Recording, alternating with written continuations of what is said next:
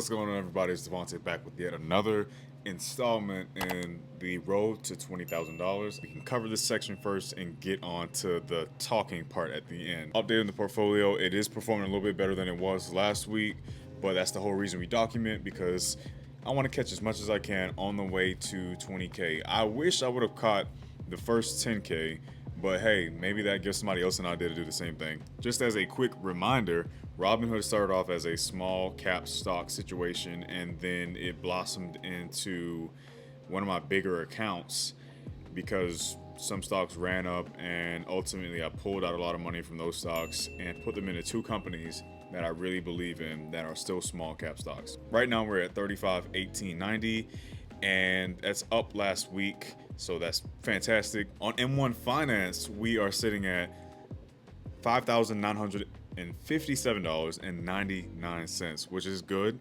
It's a little bit down from last week. We've been fluctuating a lot. A lot of those are tech stocks, so that's to be expected. Moving on to Fidelity. In Fidelity, I have primarily small cap stocks, penny stocks, if you will. We're at $253.33, which is good because we're up from last week. It was around 249. Coinbase is actually up a lot. Most of my holdings in Coinbase is XRP. Full disclosure, $1,063.36. So we're up from about $811 last week, which is fantastic. I hope it keeps going up. On Uphold, this is where I have one particular coin. I actually added about 33 more dollars, and we're sitting at $70.65 in Uphold. And last but not least, my 401k that I no longer contribute to for the time being, we're sitting at $2,102.07, which is up from last week, bringing our grand total to $12,966 this week, which is, like I said, an increase from last week of about $792.90, if I did the math right. There's no such thing as luck in any part of life, really, unless there's something that I don't know, which if I thought that was the case, then I would say that. I'll tell you what I think that is. So when we talk about people who got lucky, for instance, the guys who got in on Bitcoin really early, or the people who got into anything really early, Nvidia, Microsoft, the word that we like to use is luck. And that's not the case. It can't be luck. You know why? Preparation meeting opportunity. Everybody knows that old saying. I don't know who came up with it. I'm not going to do any research because, yeah. Success is where preparation meets opportunity. So you just have to be ready. So, like I said earlier, I wish I could have documented the first $10,000, but what people don't realize is that was an accumulation of a lot of small contributions that were automated.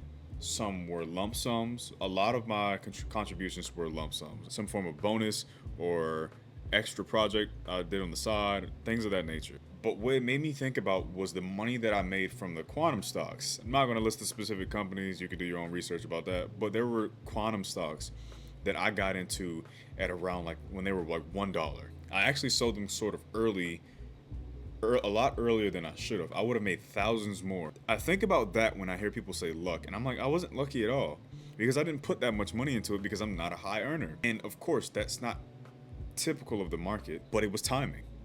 People had cash ready, and then they spent that cash, they executed it on an opportunity, and they were right. That's it. You don't see what they did to acquire the resources to place into the thing. You don't see when somebody's performing at a very high level, the practices they had. And all it takes about being right is one time.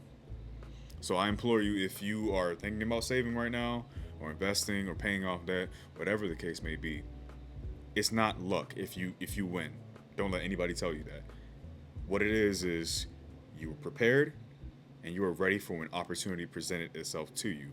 For me, I didn't have money initially when I first started to pull the trigger on certain stocks. Now I do. I created the means. If you don't have the means now, create the means. And the most important goal that I've seen that helped me get over a mental threshold to try and get to the next level has been getting that first 10K.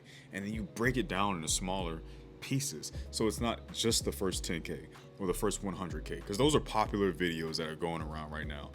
What about the first $100? And then you do it again every paycheck. And through doing that consistently, you will get $1,000.